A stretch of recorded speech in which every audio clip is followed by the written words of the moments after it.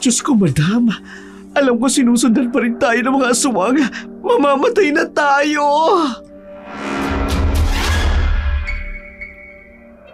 Lalaban tayo. Hindi tayo magpapagapi sa mga aswang na yan.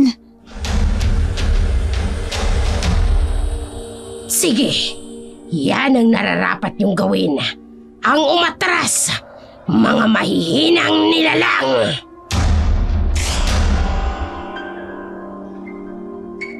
Isang mapagpalang araw po, Dark Shadow. Itago niyo na lamang po ako sa pangalang Lilo. Katulad ng iba, meron din po akong karanasan tungkol sa mga aswang. Matagal ko na po itong pilit na kinalilimutan, pero dahil sa namimiss ko po ang buhay sa Pilipinas, madalas po akong tumambay sa mga YouTube channel at napadpad po ako sa channel ninyo. Dito ko po nalaman na nagbibigay kayo ng pagkakataon na isadula ang mga totoong karanasan tungkol sa mga aswang. Kaya naman, nais ko pong ibahagi sa inyo ang aking karanasang magsisimula ang kwento noong ako'y bagong kasal pa lamang. Ramon, kailangan ba talaga nating pumunta sa probinsya? Oo, Lilo. Inaasahan tayo ng inay na bumisita. Nagtatampo siya dahil nagpakasal tayo kaagad nang hindi man lang muna kita nadala sa probinsya namin. Di ba pinaliwanag mo naman kung bakit nagpakasal tayo ng biglaan? Oo nga, naunawaan naman nila. Pero gusto pa rin nilang makilala ka ng personal. Ramon, alam mo naman na ang hirap mag-leave sa trabaho ko. Alam mo namang pahirapan mag-leave sa call center. Sige na, mahal. Pumayag ka na. Birthday din kasi ni inay. Pagbigyan na natin siya. Sige. Sige na nga, payag na ako. Basta 1 linggo lang ha. Alam mo namang kailangan nating mag-ipon para sa panganganak ko. Maraming salamat, mahal. Tsak matutuwa si inay. Pero isama natin si Tati. Si Tati? Bakit? Para siyang sumagot ng mga email ko sa ibang kliyente sa part-time business ko. Alam mo, hindi ko pwedeng ipagkatiwala sa kanya ang negosyo nang walang supervision ko. Alam mo naman ang baklang yun. Oh, sige. Payag na ako. Bagong kasal pa lamang sina Lino at Ramona. Minadali nila ang kanilang pagpapakasal dahil buntis na si Lilo. Ayaw din kasi ng mga magulang niyang lumaki ang tiyan nang hindi pa sila naikasal ng kasintahan. Si Lilo, isang supervisor sa call center, habang si Ramon naman, isang civil engineer. Hindi sila kinakapos sa pinansyal, subalit gusto pa rin nilang mag-ipon para sa kanilang magiging anak. Hindi pa kailanman nakararating ng probinsya ni Ramon si Lilo, kaya hindi pa rin niya nakikilala ng personal ang pamilya ng kanyang asawa. Kaya naman, nang humiling si Ramon na bumisita sila sa probinsya, kahit nagdadalawang isip si Lilo, pinagbigyan niya lamang ito. Mahal, maayos na ba ang lahat ng dadali nating gamit? Oo na, nailagay ko na sa maleta. Ay, kung hindi lang sana ako buntis. Pwede sana tayong mag-book na lang ng ticket sa eroplano papunta dun sa inyo. Iyaan mo na, mahal. Kaya ko naman mag-drive ng 8 oras na straight sa biyahe. Ay, Oh, lalim yata ng buntong hininga mo. inaalala ko lang kasi tong bahay natin. Walang tatao dito. At mabuti na lang din at pinayagan ako ng boss ko na mag-immediate vacation, which is unfair para sa iba. Mahal, huwag mo nang alalahanin itong bahay natin. Secure dito. Tsaka tungkol naman sa trabaho mo, deserve mo na magkaroon ng vacation leave. Hindi mo pa naman ginagamit ang vacation leave mo nung nakarang taon, di ba? Ikaw talaga. Nahahanapan mo talaga ng rason ng lahat. Siyempre, ako pa ba? Oo, ikaw. Ang yabang mukha mo. Teka, mahal. Hindi pa ba gumagalaw o sumisipa si baby? Hindi pa. Mag-4 na buwan pa lang naman tong tiyan ko. Maghihintay ka pa ng ilang buwan. Excited na kasi ako, mahal. Ako rin, mahal. Excited na rin ako makita ang magiging anak natin. Hello, nak. Ako dati mo. Excited na akong makita ka. Ano ka ba? Ikaw talaga. Hindi pa yan gagalaw. Sandali Tatawagan ko muna si Tati. Sasabihin ko na dito na siya magpalipas ng gabi. Mabuti pa nga. Para maaga tayong makaalis at di na tayo abutan ng traffic. Matiwasay na natulog ang mag-asawa nung gabing yun. Pagsapit ng alas 5 ng umaga, gumayak na sila upang umalis sakay ng kanilang Ford Bronco. Dumaan muna sila sa isang drive-thru upang bumili ng baon nilang pagkain para sa biyahe. Umorder si Tati ng isang large hot coffee at iba pang pagkain. Samantalang kape lang ang inorder ni Ramon. Hindi kasi siya mahilig sa pagkain may maraming seasonings at spices, lalo na ang bawang at asin dahil nagkakaroon siya ng allergy. Payapa ang kanilang biyahe. Sa sumunod na oras, nagising lamang sina Tati at Lilo nang huminto ang kotse. Mahal, bakit tayo huminto? Nakarating na ba tayo? Hindi pa, mahal. Mga 3 oras pa ang biyahe natin. Magkakarga lang ako ng gasolina. May gusto ka bang ipabili sa convenience store? Extrang tubig na lang, mahal. Paubos na kasi tong tubig natin. Sige, dito muna kayo Madam, ang gwapo talaga ng hobby mo, no? Galing mo pumili. Sinabi mo pa. Hindi ko nga alam kung paano niya ako nagustuhan Ang ganda kaya ng ex-girlfriend niya bago ako. Madam ha, maganda ka rin naman Medyo kinulang ka nga lang sa height. Pero carry na yan. Nasa panlaban ng face, winner ka na. Maiba ako. Madam, ano ba nangyari sa kanila ng ex-girlfriend niya? Ang sabi sa akin ni Ramon, namatay daw at nakakaawa nga Kasi hanggang ngayon, hindi pa natatagpuan ng pamilya ng ex-girlfriend niya ang katawan nito. Teka, madam. Ang gulo Paano nasabing patay na siya wala naman palang katawang natatagpuan? I think the authorities found some of her belongings.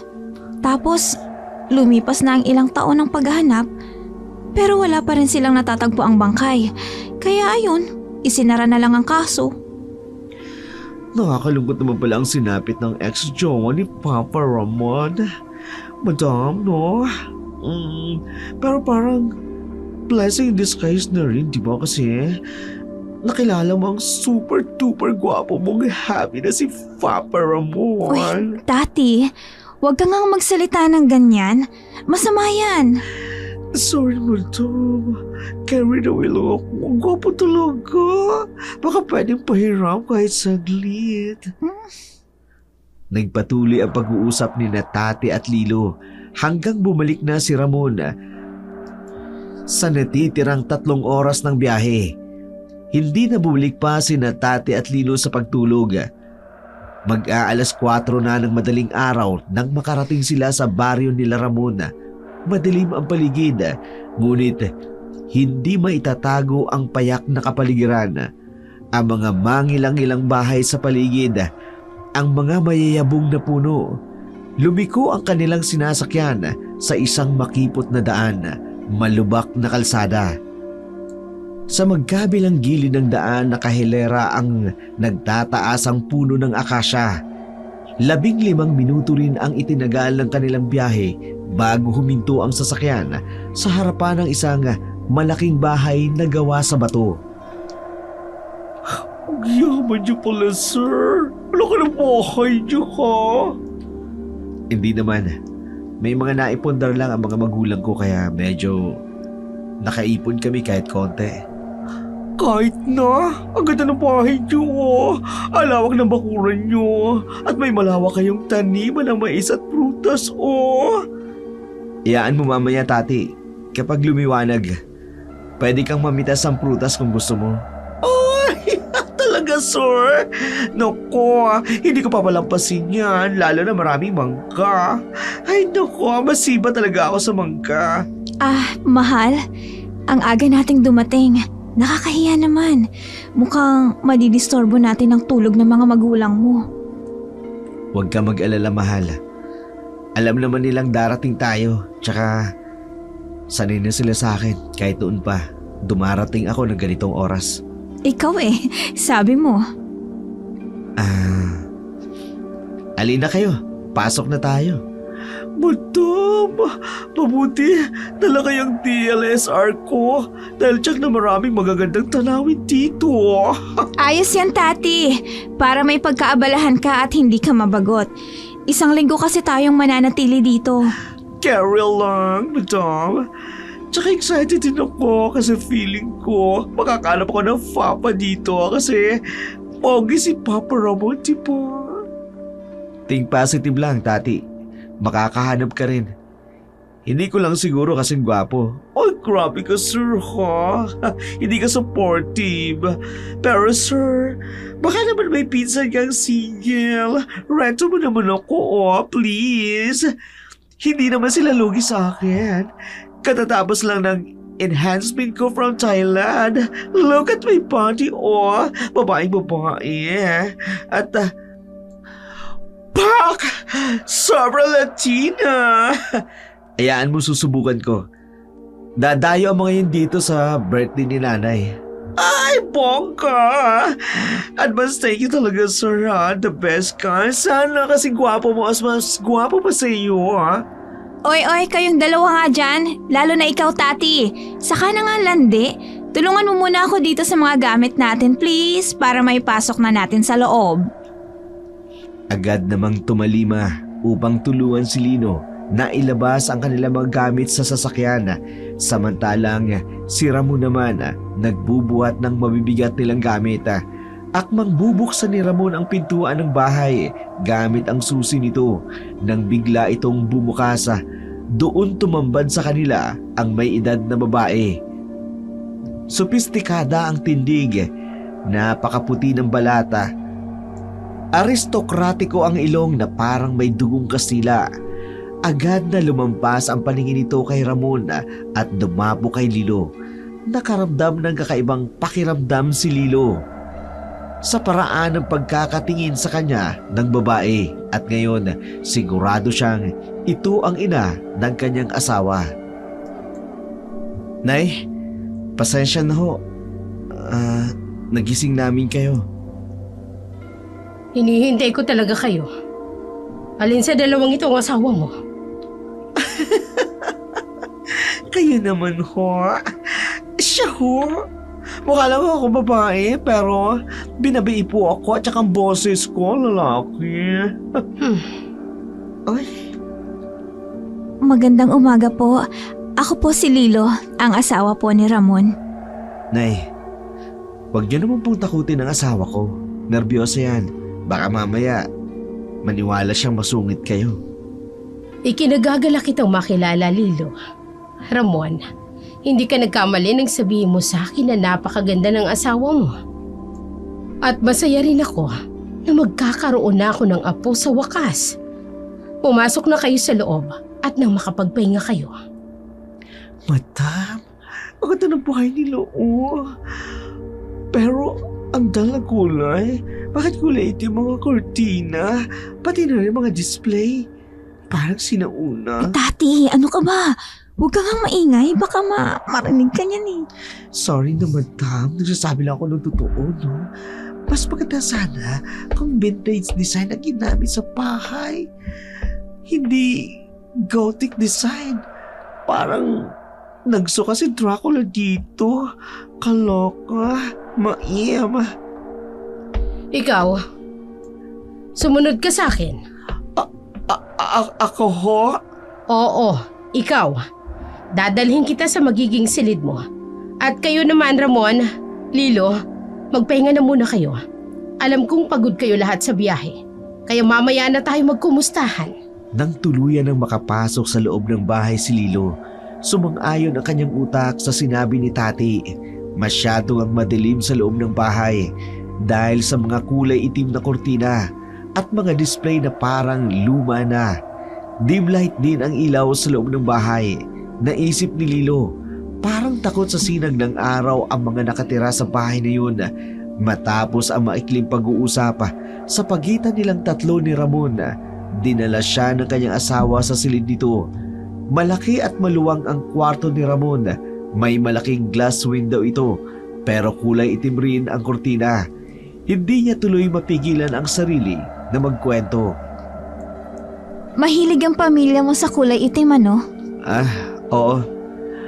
Paboritong kulay kasi yan ni nanay, tsaka yung namayapa kong lolo. Napansin ko lang halos lahat ng kulay ng kurtina, lahat kulay itim. Pati na rin dito sa silid mo, mahal. Ayaw mo ba ng kulay itim na kurtina, mahal? Gusto mo palitan natin? Ay nako, wag na lang, mahal.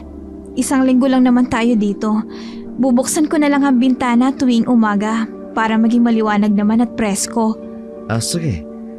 Basta ang bintana lang dito sa kwarto natin ang bubuksan mo. Huwag mong bubuksan ang bintana sa ibang bahagi ng bahay, mahal. Ha? Bakit naman? Ayaw ni nanay. Alam yun ng mga kasama natin dito sa bahay. Ganun ba? Nagtataka man si Lilo pero mas pinili niya na lamang ang manahimik dahil na rin sa pagod at antoka. Agad siyang humiga sa kanyang kama upang magpahinga. Kaagad din siyang dinapuan ng antoka marahil dahil sa kanyang pagbubuntis. Nagising si Lilo nang maramdaman niya ang mahinang tapik sa kanyang pisngi. Pagmulat ng kanyang mga mata, bubungad sa kanya ang nakangiting mukha ng kanyang asawa. Bago na, mahal. 11:00 na oh. Hindi ka pa kumakain ng agahan. Nakatulog pala ako. Naku, nakakahiya naman sa mga magulang mo, mahal. Tinanghali ako ng gising. Huwag ka mag-alala. Naiintindihan naman nila. Alam din nila na kulang tayo sa tulog dahil sa haba ng biyahe natin. Nag-aalala lang ako sa'yo dahil hindi ka pa kumakain. Pati yung baby natin. Ikaw talaga, ang sweet mo. Oh, heto na nga. Babangon na po. Ganda talaga ng asawa ko kahit bagong gising. Sige na. Bulahin mo pa ako. Nakuha mo na nga ako. Oh, tingnan mo. Kasal na nga tayo. Hindi yun pambobola, no? Totoo yun. Ay, sus! Teka. Nasaan nga pala si Tati? Gising na ba? Hindi pa lumalabas ng silid niya. Ako nang tatawag sa kanya. Mag-ayos ka na, mahal, ha? Para makakain ka na. Tatawagin ko na lang si Tati para sabay na kayong kumain ng lunch. Sige, mahal. Salamat. Masayang nag-ayos si Lilo at pilit niyang isinuot ang kulay cream niyang dress na bumagay sa malaporsilana niyang balata. Inayos din niya ang kanyang buhok upang mas expose ang kanyang leeg. Dala na rin siguro ng pagbubuntis niya. Kating-kati kasi siya sa buhok niya, lalo na kapag pinagpapawisan siya. Nang tingnan niya ang sarili sa salamin na sigurado niyang presentable na siya, nagdesisyon siyang hawiin ang itim na kurtina sa bintana ng kanilang silid ni Ramon. Pagbukas niya ng bintana, napahanga siya sa lawak ng taniman ng mais at ng mangga ng mga magulang ni Ramon. Ngunit sa lawak nito, hindi niya halos matanaw ang main road. Wala ding kapitbahay sila Ramon.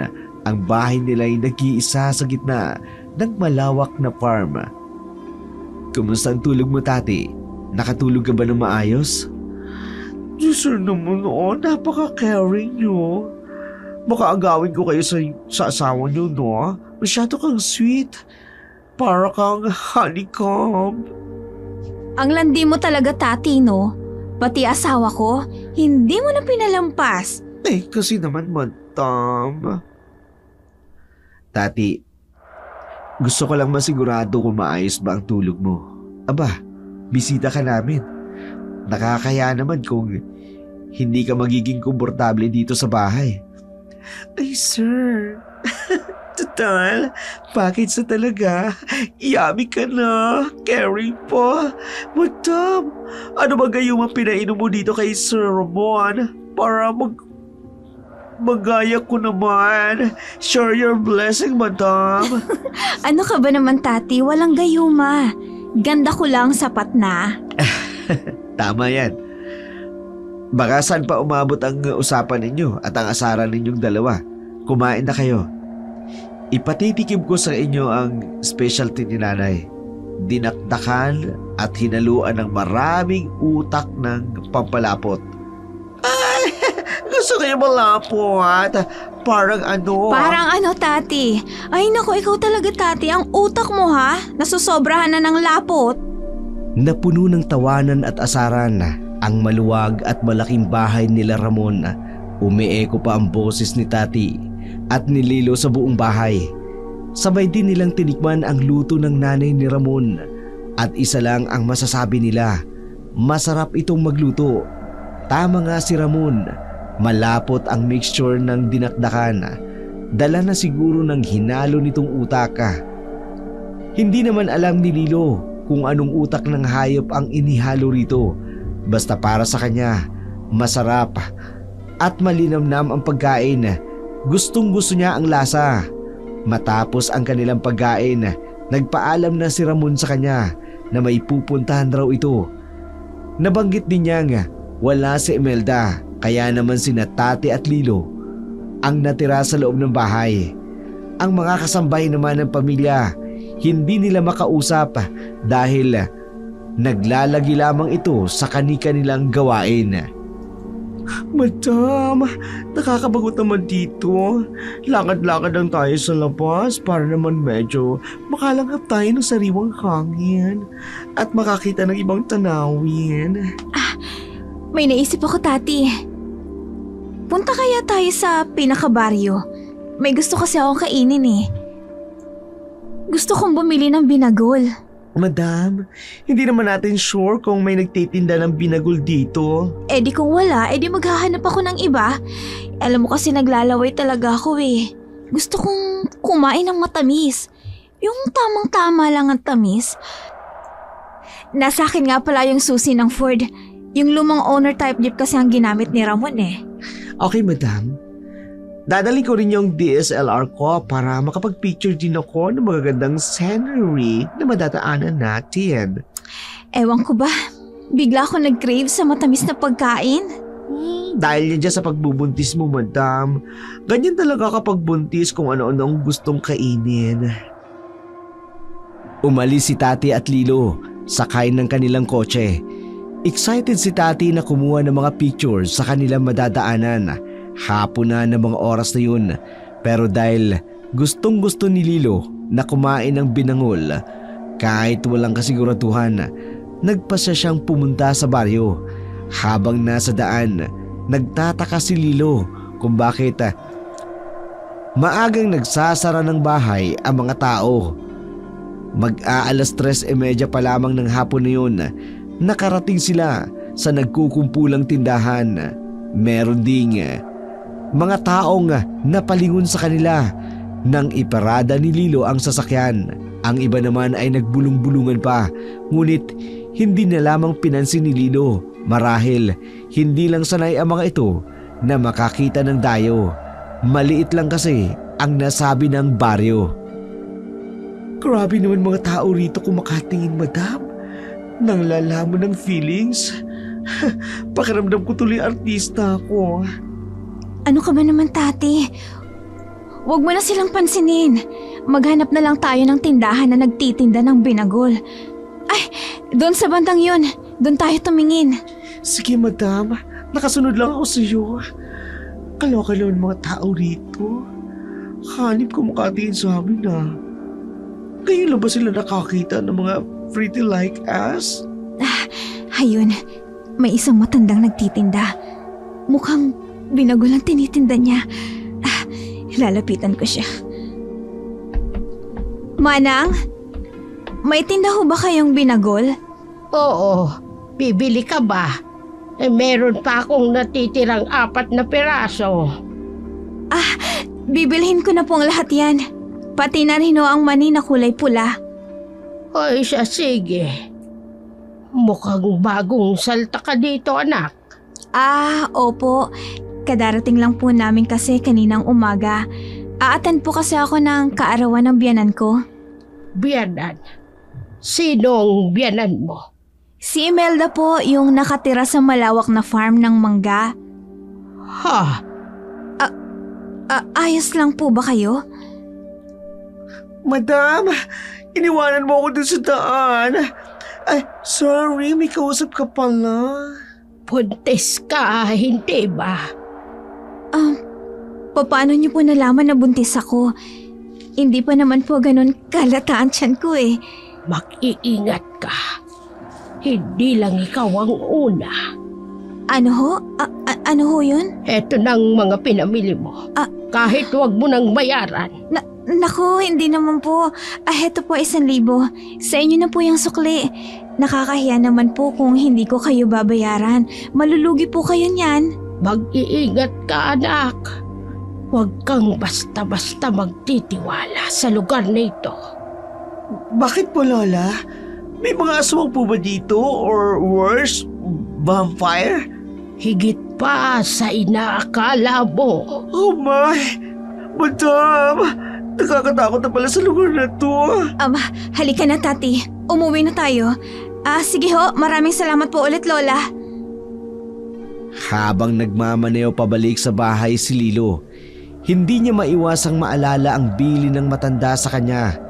Parang meron itong alam at binalaan siya nitong mag-iingat, pero hindi niya alam kung saan siya eksaktong pinag-iingat. Ganun na lamang ang reaksyon ng matanda nang sabihin niya kung saan siya nakatira. Samantala si Tati naman hindi matigil sa kung ano-anong teorya tungkol sa sinabi ng matanda. Pagkarating nila sa bahay, agad niyang ipinirada ang sasakyan sa garahe. Ngunit laking gulat ni Lilo nang makita si Imelda na istrikto ang muka. Nakatayo ito sa may pintuan ng bahay. Tila ba hinihintay talaga sila. Saan kayo galing? Sa baryo po. Umalis na lamang kayo ng basta nang walang paalam? Nag-grave po kasi ako ng binagol. Kaya naisipan po namin ni Tati na umalis. Pasensya na po. Hindi kami nakapagpaalam. Wala po kasi kayo kanina eh. Bumili kayo kay Iska?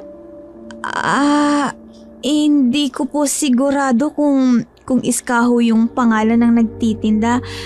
Hindi ko naman po kasi naitanong yung matanda. Si Iska na ngayon. Isang manggagamot ko, no? Ayoko nang mauulit ito, Lilo. Alam mo namang buntis ka. Ingatan mo ang bata. Ayokong may mangyari sa apo ko. Delikado ang lugar na ito. Lalo na kung gabi. Pasensya na po. Hindi na po mauulit. Mabuti. Pumasok na kayo. Naghanda ako ng hapunan. Huwag na natin hintayin si Ramon. Gagabihin niyo ng pag-uwi. Nagluto ako ng pinalambot na pata. Madam, nakakatakot na may biyanan mo.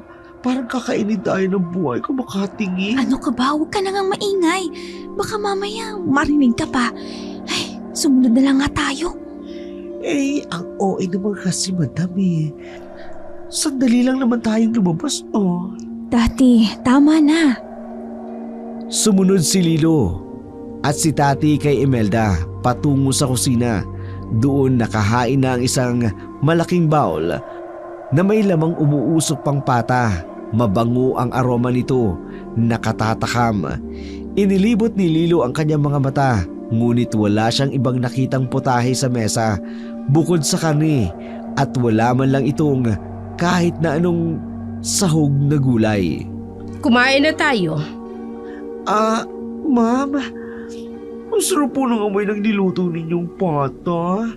Malaki din po ang pagkakatadtad. Oo, sinadya ko talaga ang pagkakatadtad niyan. Bukas maghahanda ang lahat para sa karawan ko sa susunod na araw. May maitutulong po ba kami ni Tati? Inay?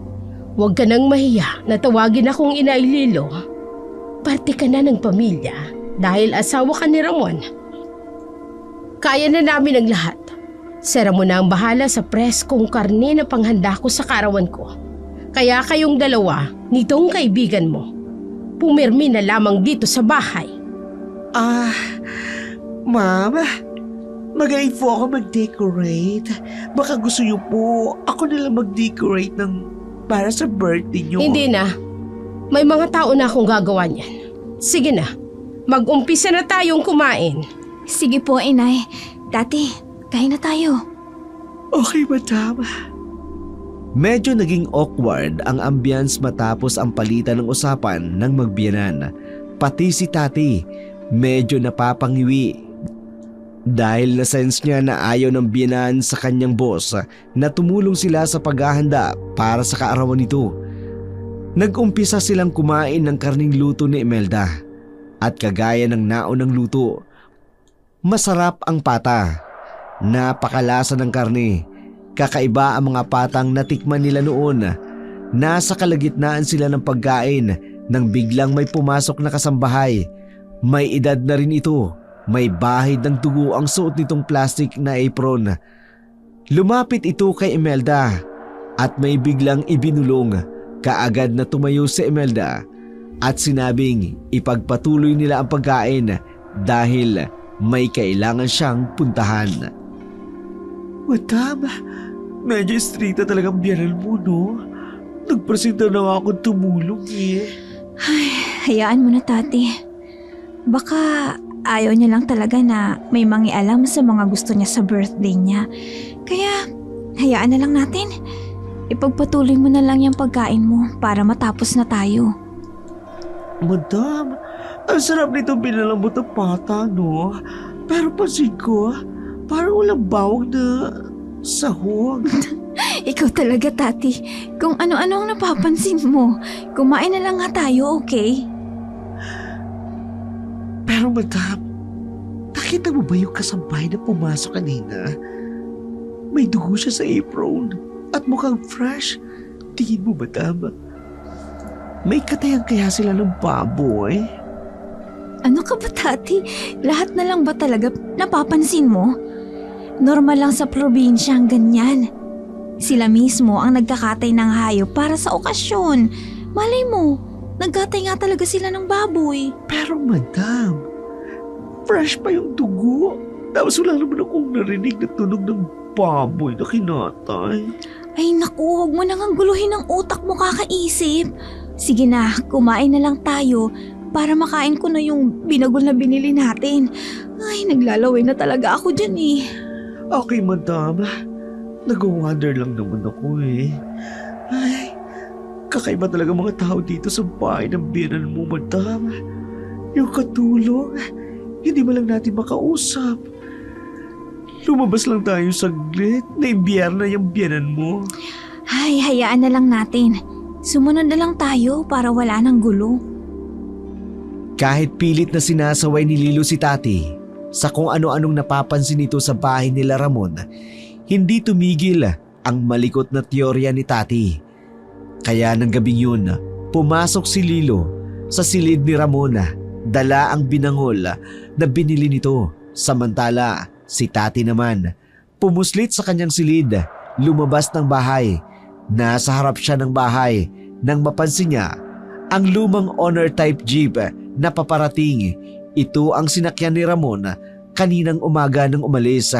Gusto niyang batiin ang asawa ng kanyang boss pero may nagdikta sa kanya na magtago. Kaya yun ang ginawa niya. Nagtago siya sa likod ng malaking puno ng mangga. Nakita niyang bumaba si Ramon ng sasakyan at may kinuha itong sako sa likod at buong lakas itong binuhat. Nang tuluyan ng makapasok si Ramon sa kabahayan, dahan-dahang tumago si Tati sa likod ng honor type jeep at tiningnan ito. Nabigla siya nang makita ang bakas ng dugo roon. Ay! Bakit may dugo rito? Ano kaya yung nasa loob ng sako? Mukhang malaki ang nasa loob doon at mabigat rin. Teka, kukunin ko ang cellphone ko. Kukunin ko ng picture. Itong likod ng sasakyan. Nakakaloka. Bakit parang weird ang pamilya ng boss ko? Ramon, dumating ka na pala. Nakakuha ka ba? Ay, kaloka. Si Aling Imelda, narito pala siya sa labas. At ganoon din si Ramon. Magtatago ako. Baka makita nila ako.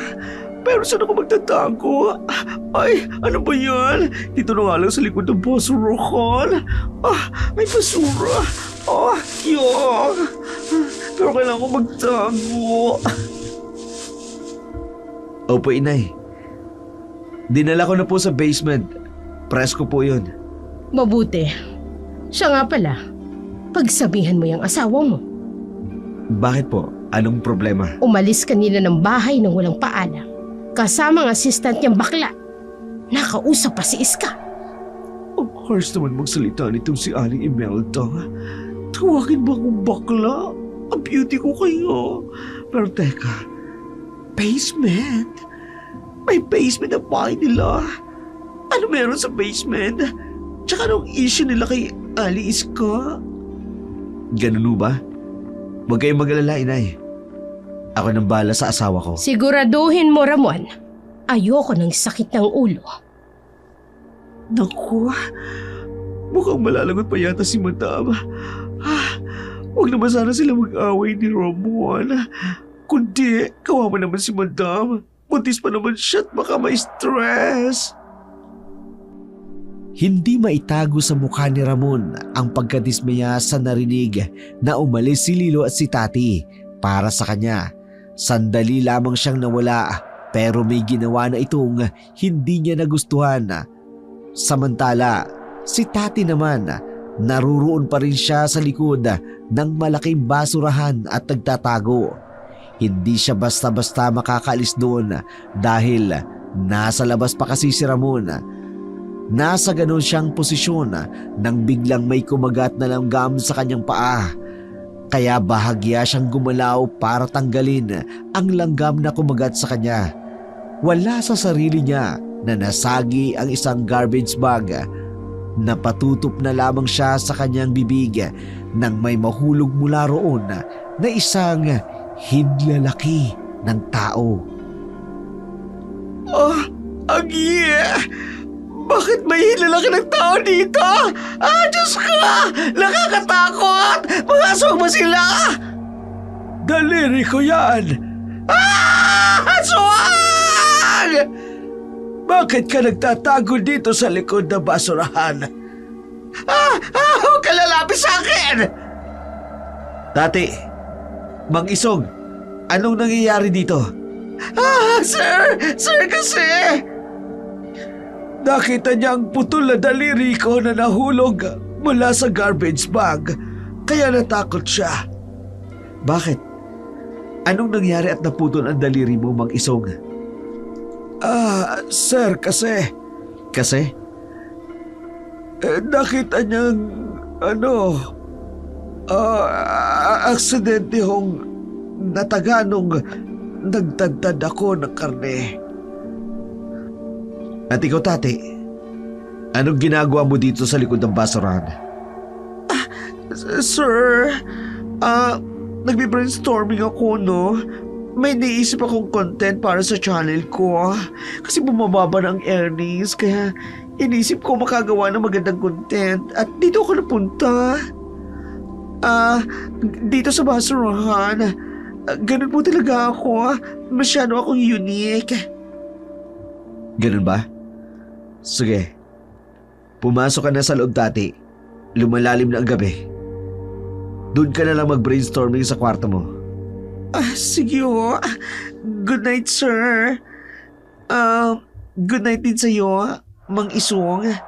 Sige ho. Maiwan ko na kayo. Mang Isong, sir. Sa susunod, mag-iingat kayo. Dali-daling pumasok sa kanyang silid si Tati. Agad nitong inilak ang pinto. Tumakbo siya papunta sa banyo. Doon nagsimulang magsuka. Hindi pa rin niya maalis sa isipan ang daliring nakita sa basurahan. Samantala, pumasok si Ramon sa kanilang silid at naabutan si Lilo na kumakain ng binangol habang nanunood ng TV. Nang mapansin ni Lilo ang pagdating ng asawa, agad siyang lumapit at niyakap ito, ngunit agad din siyang bumitaw nang mapansing hindi gumanti ng yakap si Ramon. Mahal, may problema ba? Nabanggit sa akin ni inay. Umalis daw kayo ni tati kanina. Oo, mahal. Nag-crave kasi ako sa binagol. Kaya umalis kami. Hindi na kami nagpaalam dahil wala naman si inay dito kanina. Paano kung napahamak ka? Paano kung napahamak ang anak natin? Kung gusto mo pala ng binagol, kaya naman namin gawin yun ng mga kasambahay. Teka, Ramon, hindi ko maintindihan kung bakit napakalaking bagay nito. Wala namang masamang nangyari sa akin. Kasama ko naman si Tati at marunong naman ako magmaneho. Ginagawa ko rin naman to dati sa Maynila Sa Maynila yun! Anong kinaibahan nun dito? Enlighten me! Ayokong bigyan ng alalahanin si inay. Lalo na't malapit na ang karawan niya. Ayaw niyang may mangyaring masama sa'yo at sa baby natin. Kaya simula ngayon, hindi ka na maaring lumabas. Ano? Ikukulong mo ako sa loob ng bahay? Ramon, hindi naman yata tama yun. Basta't hanggat narito tayo, susunod tayo sa patakaran ni inay. Ramon! Gulong-gulo si Lilo sa inasal ng kanyang asawa. Tila, hindi ito si Ramon na nakasama niya ng ilang taon sa Maynila. Hindi niya inakala na magiging sunod-sunuran pala ito sa ina at nagagawa pa rin siyang pagtaasan ng boses, isang bagay na hindi nito ginawa noon. Kinabukasan, mugto ang mga mata ni Lilo dahil sa pag-iyak. Sinubukan niyang takpan ito ng make-up, ngunit hindi ganong kadaling itago ang bakas ng kanyang pag-iyak. Pagkalabas niya ng silid, agad siyang nilapitan ni Tati. Madam! O Tati, bakit? Bakit balisa ka? Ganito si Yuni. Kagabi, may nakita akong hinlalaki ng tao sa basurahan. Ha? Tati, anong ibig mong sabihin? Kasi nung lumabas ako kagabi, tapos napadpad ako sa basurahan. Sa takot ko na makita ko ng biyanan mo. Pero ayon sa matandang lalaking kasambahay, sa kanya daw yun. Pero duda ako, madam. Bakit naman magdududa ang isang katulad mo, Tati? Baka naman talaga sa kanya yun. Hindi imposible kasi matandang kasambahay. Well, syempre, matanda at gurong na. Dapat kulubot na yung daliri. Pero yung nakita ko, madam, mabuti at makinis Yung kasambahay maitim. Ay, naku Tati. Isa lang ang solusyon dyan. Ano, madam? Di pagmasdan mo ang kamay ng kasambahay kung talagang may putol siyang daliri. Oh, Mikey. Madam, ang talino mo talaga. Hindi ko kaya naisip yun, Kaya nga bus kita kasi mas matalino ka sa akin. Ay, sige na Tati. Maiwan na muna kita. Hahanapin ko pa si Ramon. Sige, madam. No problem. Pero teka lang, Bakit mugto ang mata mo? Umiyak ka? Ay, may konti lang hindi pagkakaintindihan. But don't worry, maayos din to. Hinanap ni Lilo ang kanyang asawa at natagpuan niya ito sa bakuran ng bahay kasama ang mga taong naghahanda para sa kaarawan ng ina nito. Kinabukasan, dahan-dahan siyang lumapit kay Ramon. Gusto niyang kausapin ito hinggil sa nangyari sa kanila noong nakaraang gabi. Ramon? Lilo, bakit ka lumabas ng bahay? Gusto sana kitang makausap. Paggising ko kasi kanina, wala ka na sa kwarto natin. Sige. Halika dito. Ramon, galit ka ba sa akin? Bakit bigla ka na lang ganyan? Ba't nagbagong pakikitungo mo sa akin? Sa loob na tayo mag-usap, Lilo. Naguguluhan man ay sumunod na lamang si Lilo sa kanyang asawa. Pumasok sila sa kanilang kwarto. Doon, tinanong niya uli si Ramon kung bakit ganun na lamang ang pakikitungo nito sa kanya. Hindi ko kasi maintindihan. Bakit bigla ka na lang nagalit sa akin kagabi? Dahil lumabas kayo ni Tati. Ramon, ang babaw naman ng rason mo. Okay, sige. Sorry. Sorry na kung hindi ako nakapagpaalam, pero wala naman kasi kayo dito. Walang tao dito. Isa pa, nag-crave lang naman ako sa pagkain eh. Kaya lumabas ako. Pero bumalik din naman agad kami. Ayoko lang sinusuway si inay. Ramon naman, hindi naman pwedeng ganyan. Ina ko siya, Lilo. Kaya kung maaari lang, para wala tayong away, sundin mo na lang din ang gusto ng nanay ko. Babalik na ako sa ibaba. Marami pa akong dapat asikasuhin. Teka lang, Ramon! Ramon! Kahit anong tawag ni Lilo sa kanyang asawa, hindi ito nagpapigil. Iniwanan siya dito sa kanilang kwarto. Napasabunot na lamang si Lilo sa kanyang buhok, ngunit sa inisa. Marahas na bumuntong hininga. Hindi niya akalain na may ganong side pala ang asawa niya. Wala namang masama na igalang ang magulang. Pero kung ikokompromiso ni Ramon ang nararamdaman niya na maging sunod-sunuran ito sa kanyang ina, yun ang mali sa pananaw ni Lilo. Sandali lang!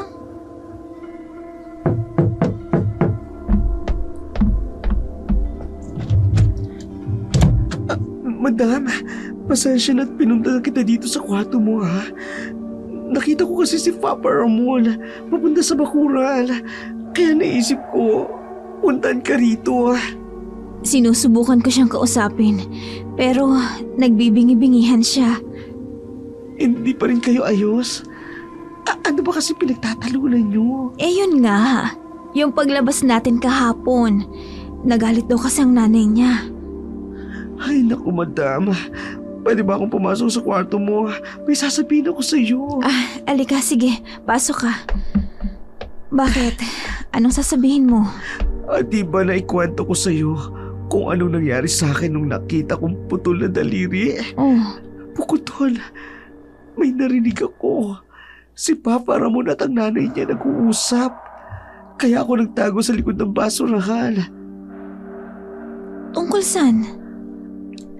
Tungkol sa paglabas natin.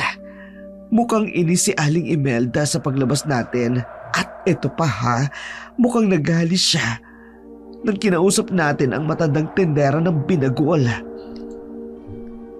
Ano naman ang dahilan niya para magalit kay Aling Iska? Yun na nga eh. At ito pa ha, habang nagtatagal tayo dito, marami akong napapansin kakaiba. Kakaiba? Kagaya ng ano? Una, di ba dapat mamamalengke sila ngayon? Oh, O kaya nung isang araw pa? Dahil may okasyon sila bukas? Pero wala. Hindi sila namamalengke. Pangalawa, wala akong nakitang ibang tao. Di ba common sa mga probinsya na kapag may paparating na okasyon, parang bayanihan at tulong-tulong? Pero ang nakikita ko lang ay mga kasabay nila. Pangatlo, nakita ko si Sir Ramon kagabi. May dala siyang sako. Narinig ko sila nag-uusap ng biyanan mo. Madam, dinala na daw ni Sir Ramon yung sako sa basement. anong laman ng sako? Yun ang hindi ko alam, madam. Pero magugulat ka. Nung pinuntan ko ang likod ng honor na sinakyan ni Sir, may tukutuol. As in fresh na fresh. Kaya eto, kinutuban na ako. At eto, kinunan ko ng picture. That's weird, Tati. Ipinakita ni Tati kay Lilo ang larawang kinunan nito. Naguguluhan naman si Lilo. Hindi maproseso ng kanyang utak ang mga nangyari. Wala siyang ibang maisip na paliwanag. Okupado kasi ang utak niya. Nang hindi nila pagkakaintindihan ng kanyang asawa. Samantala, dumating na ang araw ng kaarawan ng kanyang biyenan. Umaga pa lamang, marami ng kamag-anak ng kanyang asawa ang dumating. Ang ipinagtataka niya lang, lahat ng mga ito may kakaibang kilos, lalo na kapag napapatingin sa kanya at kay Tati. Samantalang si Tati naman, nakararamdam ng pagkailang sa bahay ng biyenan ng kanyang boss na si Lilo. Madam, sana pagkatapos ng kaarawan ng biyanan mo, bumalik na tayo sa Maynila. Kakausapin ko si Ramon tungkol dyan. Sorry, madam ha. Simula kasi nang dumating ang mga kamag-anak ng asawa mo kanina, ewan ko ba, mas lalo ako nakararamdam ng weirdness. Alam mo yun? Tsaka kanina, yung mata ng chewy ni Sir, nakita ko, madam. Nakatingin sa tiyan mo na parang naglalaway. Tati, ano ka ba? Baka mamaya may makarinig sa'yo. Ang dumi talaga ng isip mo. Hindi, madam. True lala ang sinasabi ko. Ay, kaya hindi na masamang isipin na asong yung chewy niya. Tati, ano ka ba? Sige na, paparating na yung biyanan ko. Yung bibig mo, iti ko muna ha. Kumusta kayong dalawa rito? Halina kayo sa hapag. Nakahanda ng mga pagkain. Naroon na din ang mga bisita. Opo, inay. Tati, halika na. Sumunod na tayo kay inay. Tahimik na sumunod si Lilo at Tati kay Imelda hanggang makarating sila sa kusina. Doon, naruroon ang halos lahat ng bisita nito. Nakaupo ang iba, kadalasan ay mga matatanda. Palihim na pinagmasdan ni Lilo ang paligid. Doon niya napansin ang mga nakahandang pagkain. Kakaiba ang mga ito sa normal na handa dahil wala siyang ibang nakikita kundi puro karne lamang ang nasa loob at niluto ng iba't ibang putahe. Ang nakaagaw pansin sa kanya, ang isang matanda na kumakain ng steak na halos parang hindi niluto. Tumutulo pa ang dugo sa bawat pagsubo nito. May lechon belly din sa hapag. Napukaw ang atensyon ni Lilo nang lapitan siya ng asawang si Ramon at iginiyang maupo sa parehong mesa. Kasalo ang mga matatanda nitong kamag-anak. Napalulok siya nang mapansin ang lahat ng mga mata nakatuon sa kanya, lalo na sa kanyang tiyan. Kumain ka nitong steak. Isa ito sa pinakamasarap na handa tuwing kaarawan ni nanay. Tapos itong inihaw na lamang loob. Ramon, sabi kasi ng OB ko, hindi ako pwedeng kumain ng hindi masyadong lutong pagkain. Lalo na red meat. Makakasama raw kasi kay baby. Lilo. Kainin mo na yan, Lilo. Kailangan niya ng apo ko. Kailangan matuto kang kumain ng mga kinakain namin. Masarap ang karne na yan. Primera klase. Kaya sige na, kainin mo na. Pero, Kainin mo na, Lilo. Magtiwala ka sa akin. Masarap yan. Diyos ko, ayoko naman. Pero, lahat sila nakatingin sa akin na tila ba napakalaking krimen kung hindi ko sila susundin. Ay, bahala na. Kakainin ko na lang kahit nasusuka ako sa dugo sa plato ko. Masarap, hindi ba, mahal? Oo. Masarap. Masarap, mahal. Nakita ni Lilo ang satisfaction sa muka ng mga taong naruroon nang kainin niya ang karne, lalong-lalo na si Ramon. Si Lilo naman, hindi maunawaan ang lasa ng karne na kanyang kinain, pero isa lang ang sigurado niya, hindi yun karne ng baka. Paborito niya kasi ang steak at madalas siyang kumakain sa isang sikat na steakhouse sa Maynila. Napabaling ang tingin ni Lilo kay Tati at nakita niya ang pag-aalala sa mata nito. Pagkatapos nilang kumain ng halos puro karning handa, akala ni Lilo uuwi na ang mga kamag-anak ng kanyang biyanan, pero nagkakamali siya. Pumunta ang mga ito sa bakuran ng bahay. Inilabas ang isang mesang gawa sa tabla. Nagtataka si Tati kung para saan ang mga iyon. Madam, habang busy sila, pumuslit na tayo. Pumuslit? Saan naman tayo pupunta, Tati? Hanapin natin yung basement ng bahay. At ano naman ang gagawin natin kapag nahanap natin? Eh di pasukin natin. Madam, alamin natin kung anong nandun. May iba ako naisip. Ano yun? Gusto kong makausap si Aling Iska, Tati. Madam, malabo yun. Nariyan ang asawa mo. Hindi tayo basta-basta makakaalis dito. Masama ang kutob ko, Tati. Yung karneng kinain natin kanina. Alam kong hindi yun karne ng baka. Kakaibang lasa, Tati. Madam, hindi kaya. Mga cannibal sila. Yung kumakain ng tao. O kaya naman, hindi kaya mga aswang sila, madam. Wala ka bang ideya? Tati, wala eh. Hindi ko alam ang family background ni Ramon. Isa pa, ito ang pinakaunang beses na nakarating ako dito. At hindi ko alam kung anong pamilya meron sila. Diyos ko, ano ba itong napasukan natin? Sayang ng pinaritoke ko sa Thailand. Masisira lang lahat sa stress. Ganito na lang, madam. Magre-research na lang tayo tungkol sa mga aswang. Tati, kailangan ba talaga yon? Oo, madam. Para naman maging advance tayo. Kaya halika na. I-research natin ang mga aswang na yan. Ginawa ni Lilo ang suggestion ni Tati. Nag-research sila tungkol sa aswang. Hindi alam ni Lilo kung matatawa ba siya sa sarili. Hindi naman kasi siya naniniwala sa mga urban legend of folklore.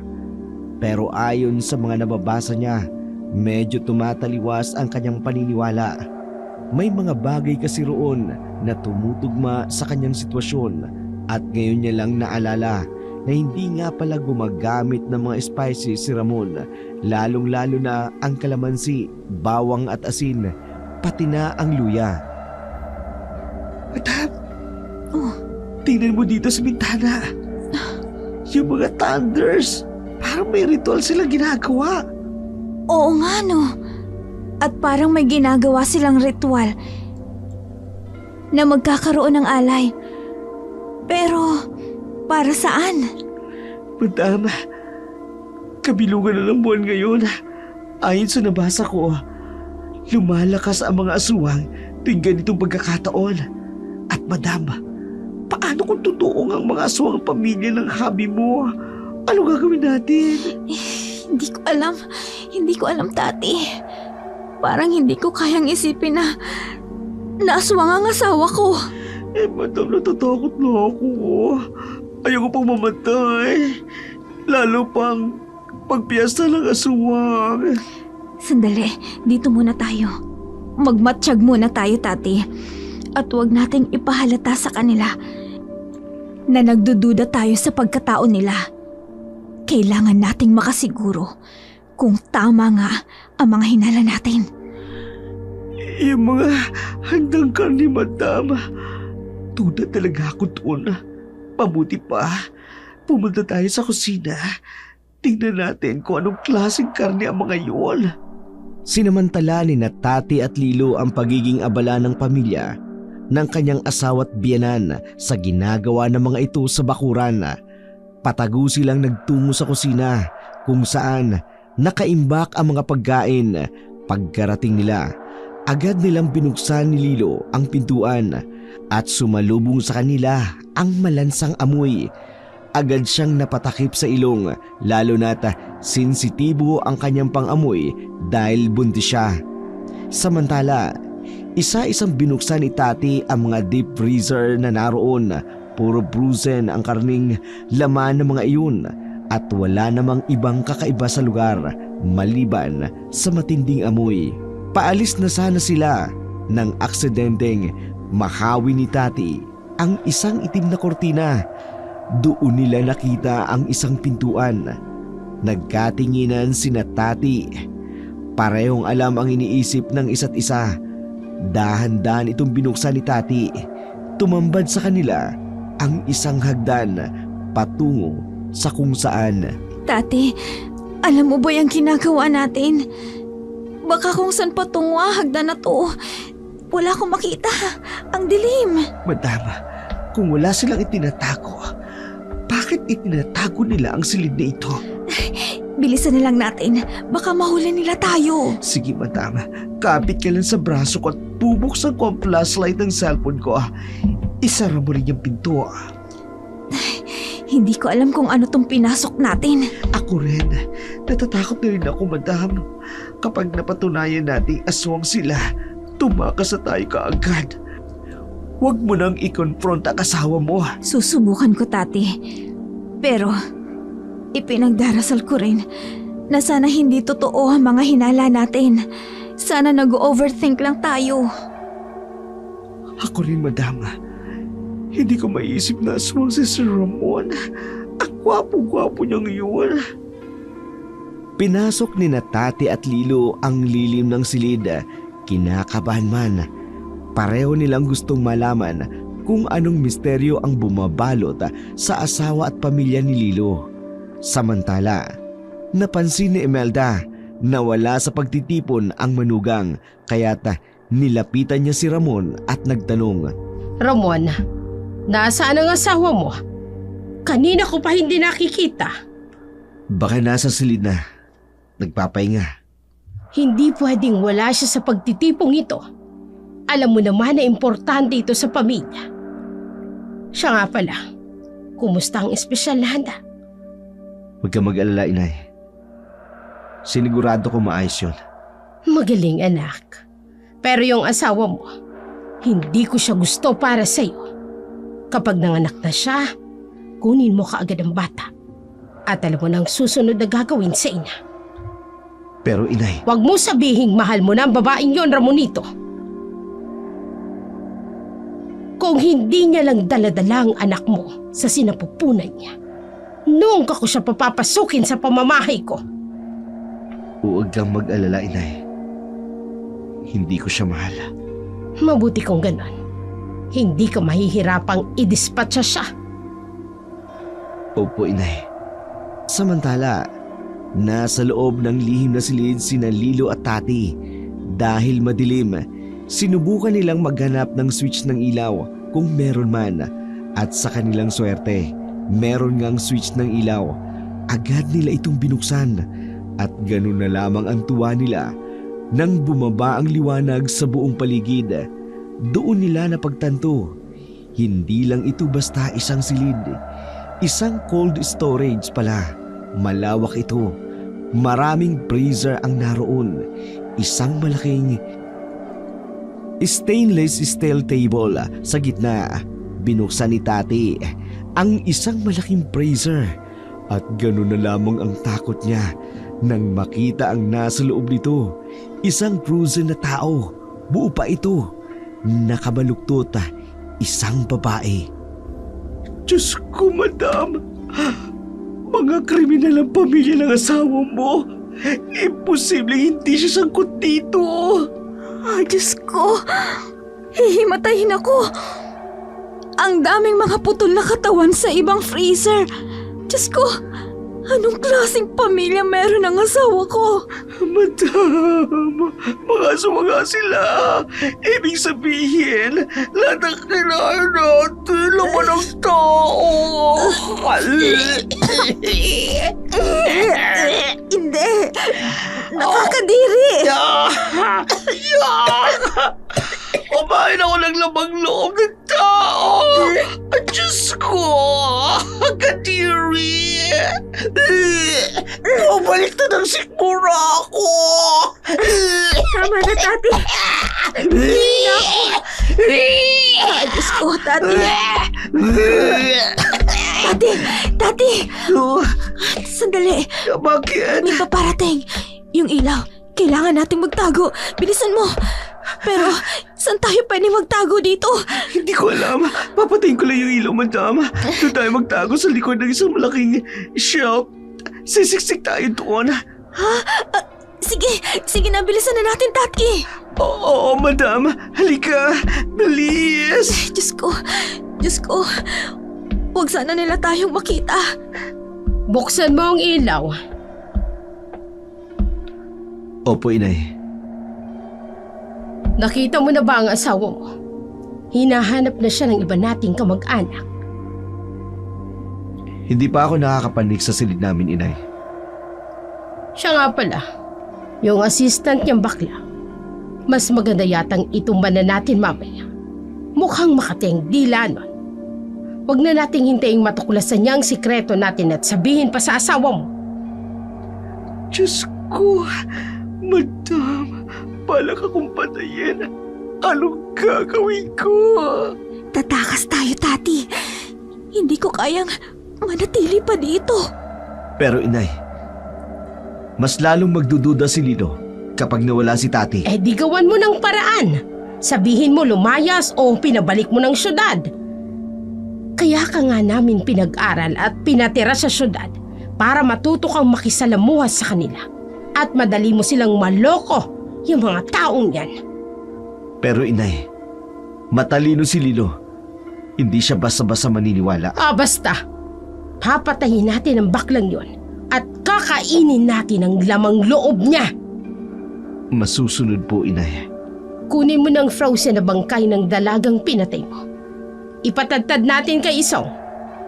At ang alay, kailangang maialay natin ang preskong dugo niya sa ating anito pagsapit ng 12:00 ng hating gabi. Hindi makapaniwala si Tati at Lilo sa kanilang narinig. Halos himatayin sila sa takot at pandidiri. Nakasiksik sila sa likod ng isang shelf. Mabuti na lang, hindi nagawi sa bandang yun ang mag-ina. Nanlamig silang dalawa dahil bumaba ang kanilang temperatura sa loob ng cold storage. Dahan-dahan silang lumabas nang masiguradong nakalabas na ang mag-inang aswang. Madam, ayoko mamatay. Hindi ko naman hahayaang mamatay ka, Tati. Gagawa tayo ng paraan.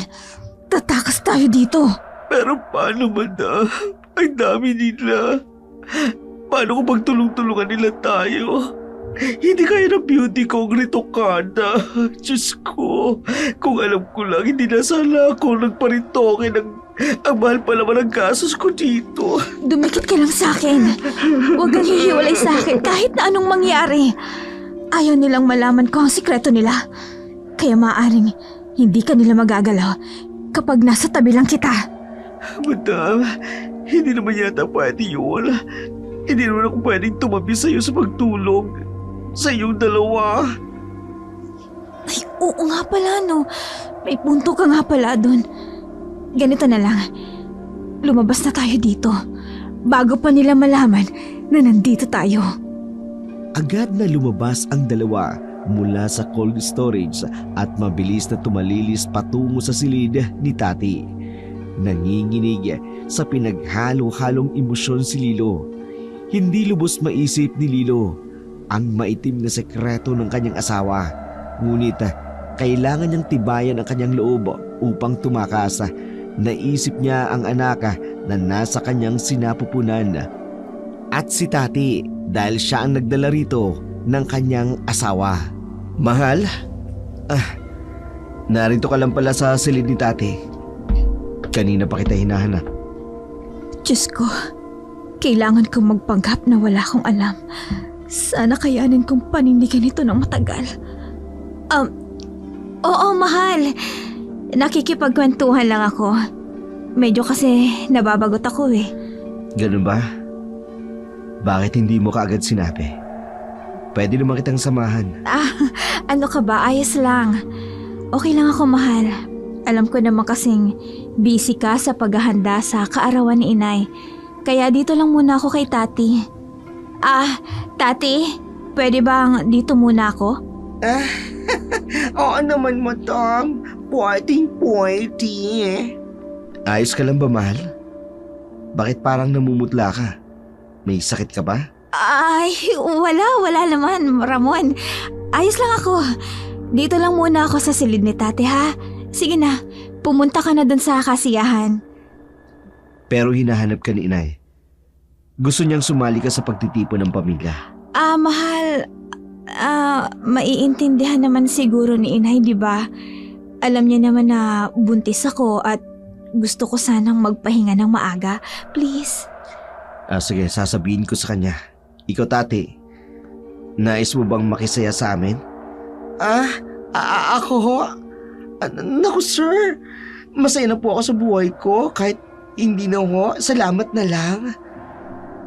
Umalis nang may pagtataka si Ramon sa asal ng kanyang asawa at ng assistant nito. Masyadong distant sa kanyang asawa at pansin niya ang pagiging balisa nito. Ganon din si Tati. Inisip niya kung dahil pa rin ba ito sa pagtatalo nila. Pero may pakiramdam siya na may ibang dahilan. Samantala, hindi mapakali si Tati at Lilo. Pareho silang pabalik-balik ng lakad. Pinag-iisipan nilang mabuti kung paano makakaalis sa farm na yun nang hindi namamalayan ng mga aswang na ngayon ay nagtitipon sa labas mismo ng bahay. Tati, obvious naman na wala tayong makukuhang pangontra sa bahay na to. Wala talaga, madam. Alam mo na, ano kaya kung tumawag tayo ng pulis? I-parade natin yung storage. Magandang plano yan. Pero ayoko nang mandamay ng ibang tao, Tati. Alam ko, hindi makakalabas ng buhay ang mga pulis dito. Paano naman tayo? Sigurado kung papatayin nila tayo. Ako nga pala. Kasi ikaw, hindi ka naman nila siguradong papatayin. Lalo na't buntis ka. Tama, Tati. May naisip na akong plano. Kung sakaling magkagipitan man.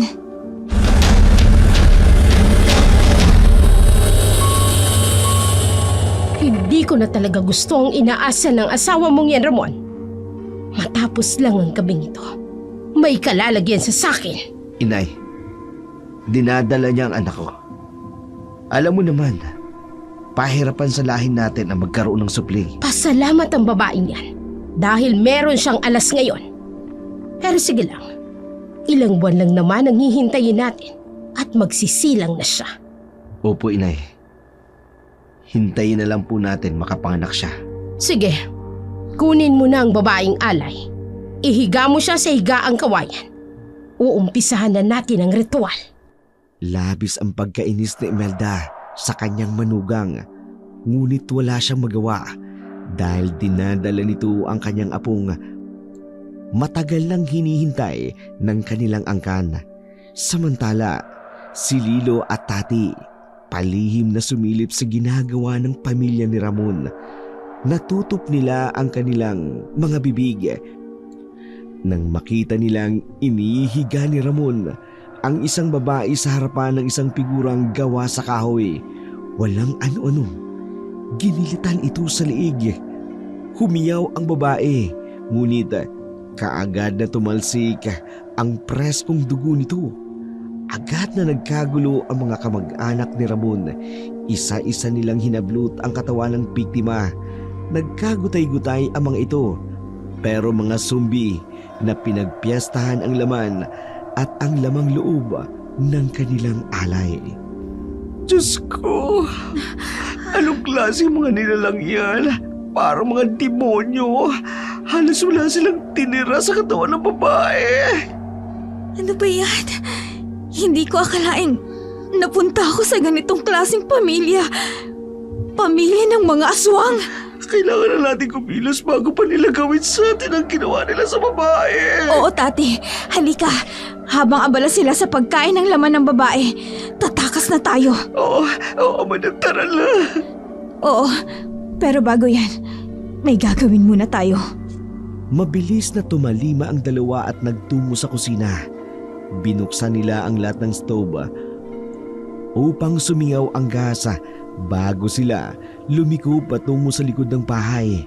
Doon nila naisipang dumaan upang tumakas. Samantala, nagkakasiyahan ang pamilya ni Ramon at ang mga kamag-anak niyang aswang. Muling kinausap siya ng kanyang ina upang kunin si Tati dahil hindi sapat ang karne ng tao na kanilang inihanda. Muling bumalik si Ramon sa silid ni Tati upang kumbinsin itong sumama sa kanya. Ngunit Labis ang pagtataka niya nang hindi niya maabutan si Tati at Lilo. Naramdaman niya ang kaba. Agad siyang nagtungo sa silid nilang mag-asawa. Ngunit wala na sila roon. Pabalik na sana siya sa labas upang sabihin sa kanyang ina na nawawala si Tati at Lilo nang maamoy niyang may kakaibang amoy na parang gas. Kaagad siyang nagtungo sa kusina. Binuksan ang ilaw. Pagbukas ng ilaw, sumiklab ang apoy mula sa gas stove kasabay ng pagputok ng tangke ng gas. Ang mga kamag-anak niya sa labas ay nagulantang sa mga nangyari.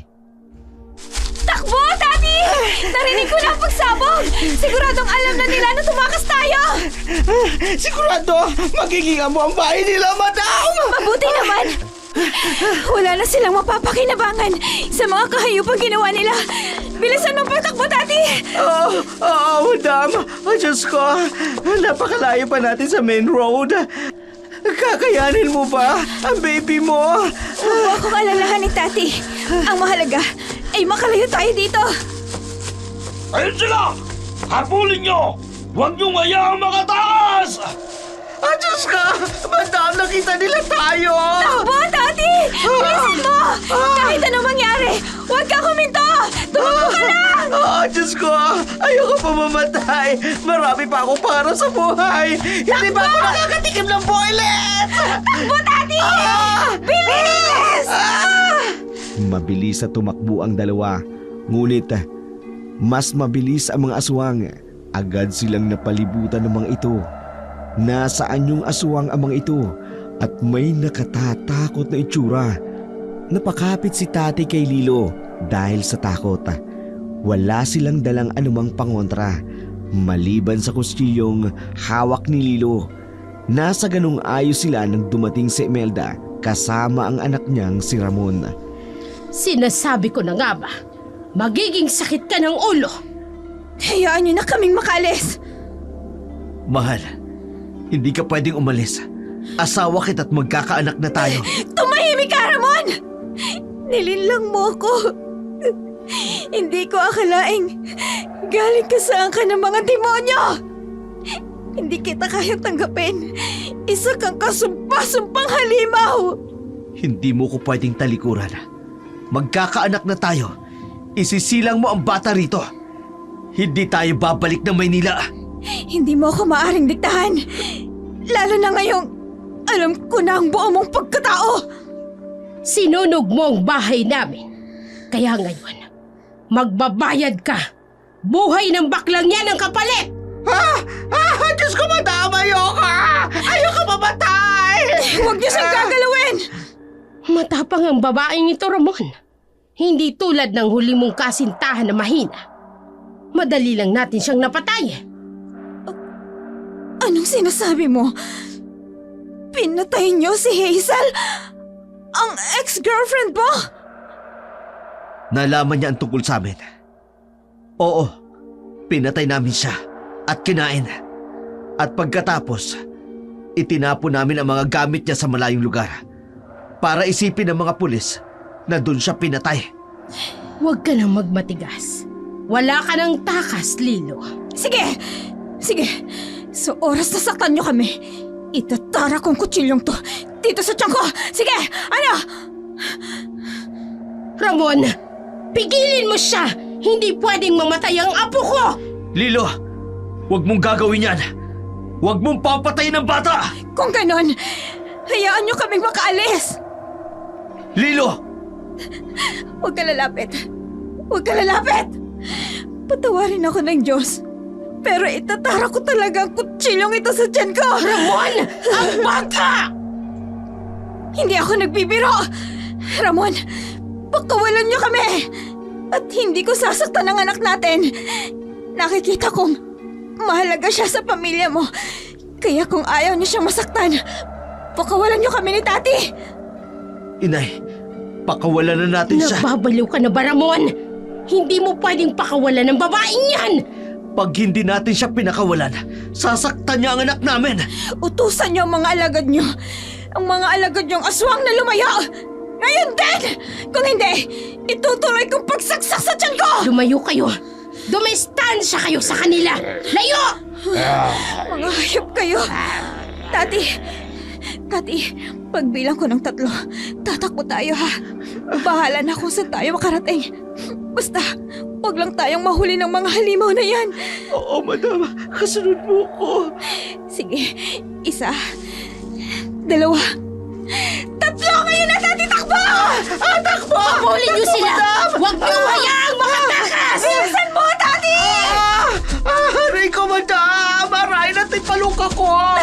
Ang sakit! Tati! Tumayo ka, bilis! Tumayo ka na! Tiisin mo ng sakit! Kailangan nating makatakas! Huwag niyo hayaang makatakas ang dalawang yan! Dakpin niyo sila! Madam! Napakasakit talaga! Dali! Kumapit ka sa akin ng mahigpit! Dali! Hindi kita pwedeng iwan dito! Tatakas tayo ng magkasama! Malapit na sila, madam! Bilisan mo kami! Malapit na sila! Magkahawa kamay na tumakbo sina Lilo at Tati habang hinahabol sila ng mga aswang. Ngunit determinado silang makatakas. Marami ang aswang na pilit na sumisindaka at humahabol sa kanila. Halos mapugto ang kanilang hininga nang walang humpay na pagtakbo. Nasa kalagitnaan sila ng farm nang biglang makarinig sila ng isang boses ng isang bata at tinatawag sila. Dito!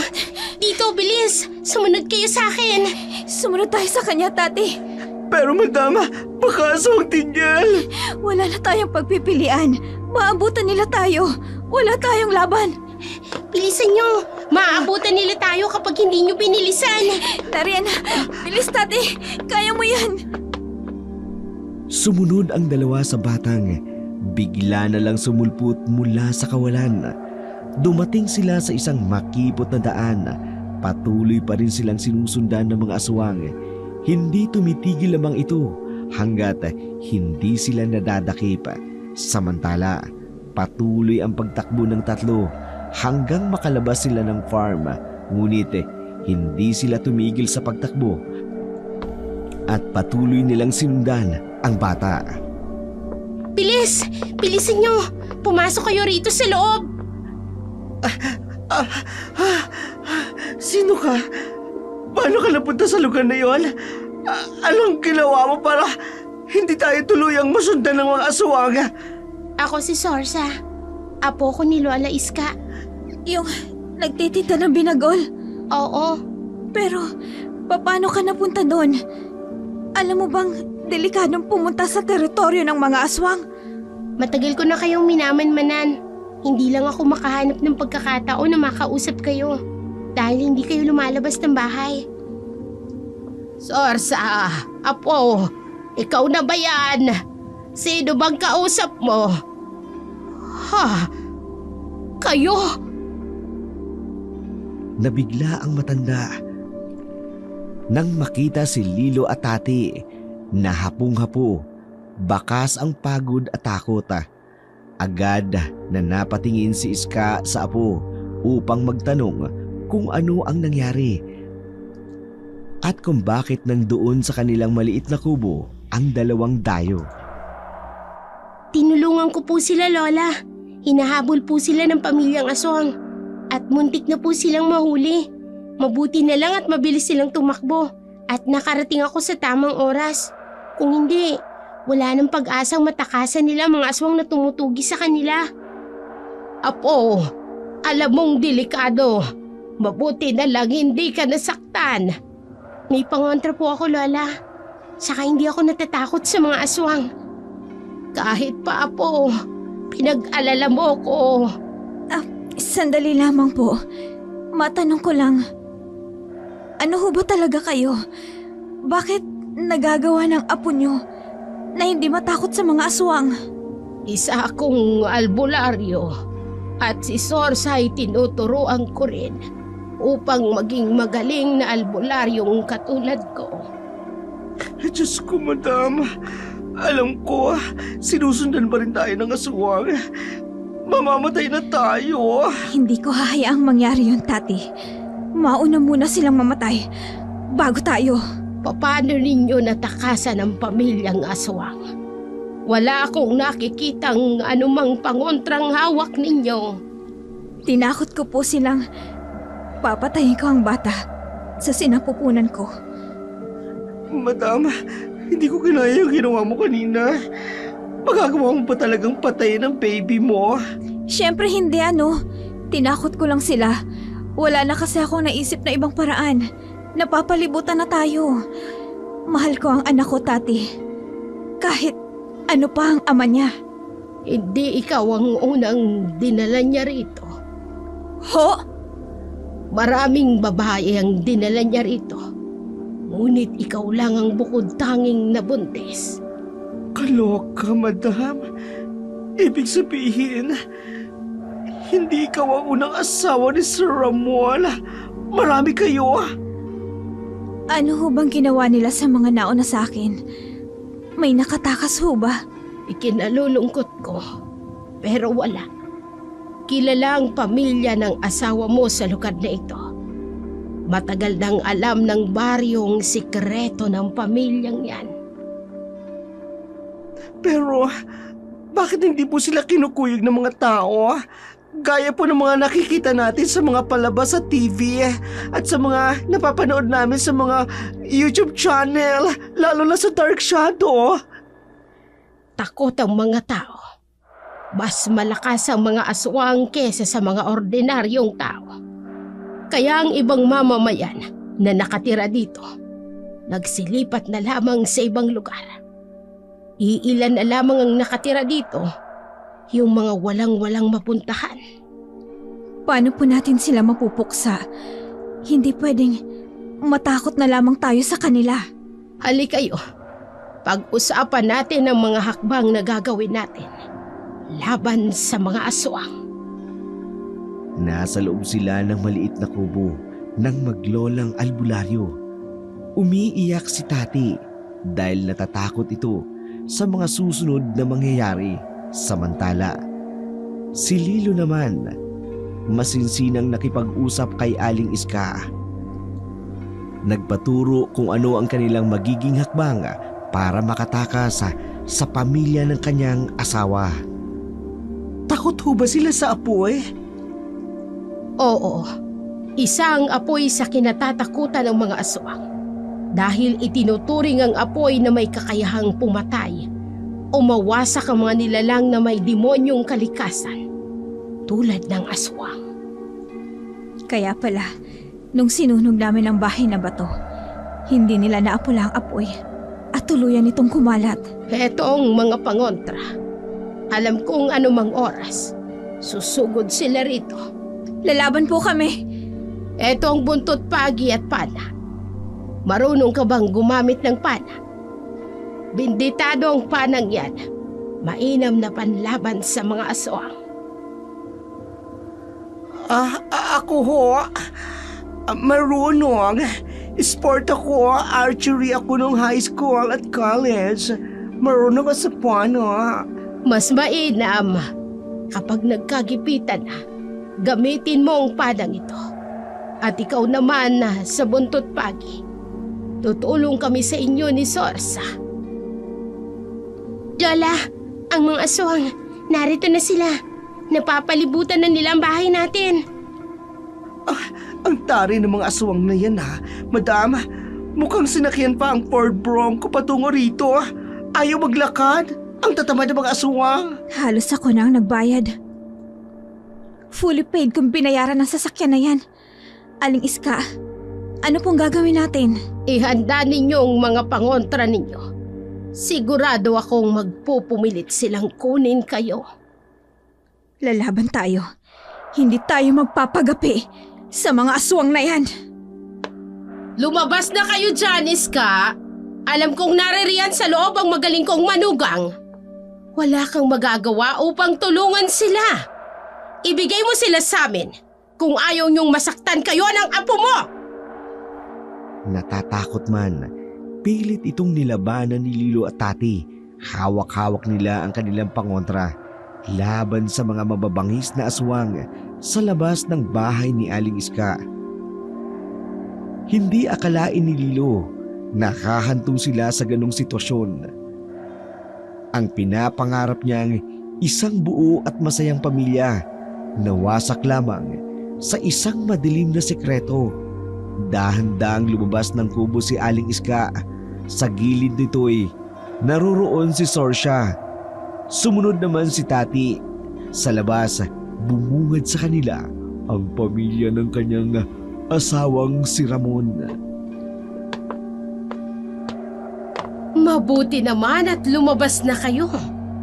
Akala nyo ba'y matatakasan nyo kami? Hindi lang ikaw ang unang babaeng pinatay ng anak ko. Magpasalamat ka. At ikaw lang ang bukod tanging nabuntis. Pero papatayin niyo rin ako sa oras na makapanganak ako, hindi ba? Ramon, tama ka nga. Matalinong babaeng ito. Lilo, sumama ka sa amin. Magagawa kong iligtas ang buhay mo. Pwede ka maging aswang katulad namin. Hindi ka na namin kailangang patayin. Hindi ako magiging demonyong katulad niyo. Hindi na ako magpapalin lang sa'yo. Ginamit mo lang ako para magkaroon ng anak. At katulad ng ibang babaeng pinatay mo. Dahil hindi ka nila mabigyan ng anak. Pinapainit mo talagang ulo ko. Tama na ang kuda. Sugurin sila! Diyos ko, madam! Susugod na sila, madam! Ihanda ninyo ang inyong mga sarili. Papatayin nila tayo. Kailangan nating lumaban. May isa pang pasugod sa atin! Papalayin kita! Katulad ni Cupido! Ayan! Sige! Sugod pa ang pangit! Lilo, ikaw ang punteriya nila. Kukunin ka nila. Ngunit kahit anong mangyari, hindi ka nila magagawang saktan dahil sa anak mo. Kahit anong mangyari, hindi nila ako makukuha, Aling Iska. Kahit ang anak ko pa. Heto ang bagay sa inyo, mga aswang. Kaya tanggapin niyo ang hagupit ng buntot pagi. Madam! Parang hindi sila naapektuhan. Wala na akong arrow. Ubus na ang arrow. Ubus na. Oh, Diyos ko. Anong gagawin namin? Parang hindi na sila naapekto. Teka. Tamang ginawa ko kanina. Tati! Ang lighter! Bilis! Ha? Lighter? Yung binigay kong lighter sa'yo kanina! Nasaan? Bilis! Oo! Nga! Aladar na!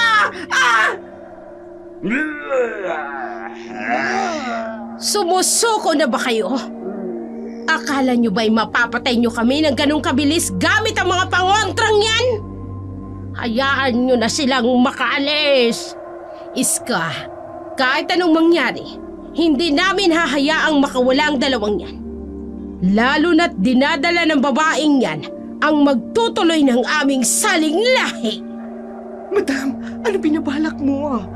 Susunugin ko mga hayop na yan. Amoy gas? Madam, paano? Si Sorsa, inutusan ko siya kanina habang nag-uusap kami ni Aling Iska. Pinabuhusan ko sa kanya ng gas ang buong paligid. Unti-unting lumapit ang pamilya ng asawa sa kanila. Patuloy naman silang umaatras palayo sa basang lupa dahil sa gas. Yun ang natitirang plano ni Lilo upang magapi ang aswang.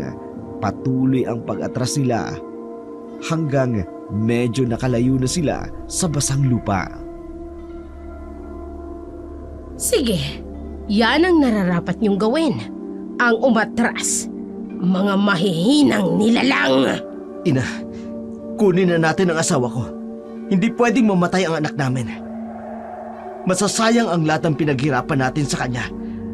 Lalo na ang bata, ang magpapatuloy ng ating salinlahi. Huwag kang mag-alala, anak. Kukunin natin ang babaeng yan at ang apo ko. Hindi niyo magagawa yan. At pagsisisihan niyong nakilala niyo ako. Matapang ka talaga. Tingnan natin kung saan naaabot yan. Mga alagad! Sugod! Hindi. Itong bagay sa inyo.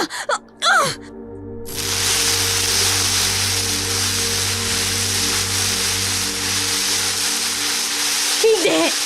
Apoy! Napapalibutan tayo ng apoy! Ano? Paano nangyari yan? Hindi! Magbabayad ka, Lilo! Masusunog tayo!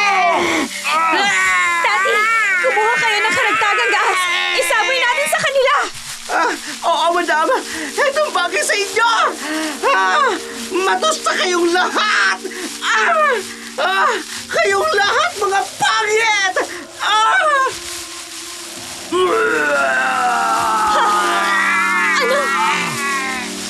Madam! Si Ramon! Lumunang galing sa natatubog na apoy! Kung mamamatay rin lang naman ang buong angkan ko, isasama kita! Lilo! Bitawan mo ako. Pinagsisisihan ko kung bakit nakilala kita! Isang pagkakamali ang natuklasan mo ang sikreto ko ng aking pamilya! Anong gagawin ko? Sinisisi mo sa kademonyohan ng pamilya mo. Kahiyupan mo, wala ka bang puso? Minahal kita ng totoo. Pero niloko mo ko at iba pang babaeng nililang mo. Isasama kita sa hukay, Lilo! Tawag ng kalikasan, Lilo. Walang silbi sa akin ang mga naunang babae sa'yo. Hindi ako mabibigyan ng anak. Pasalamat ka. Ikaw ang bukod tangi kong nabuntis. Pero, ikaw pala ang magiging dahilan ng pagkawala ng angkan ko! Bitawan mo leeg ko. Hindi ako makahinga. Mamamatay ka! Kasama namin, Lilo! Mamamatay ka! Bitiwan mo siya, Aswang! Tanggapin mo ang buntot paging ito!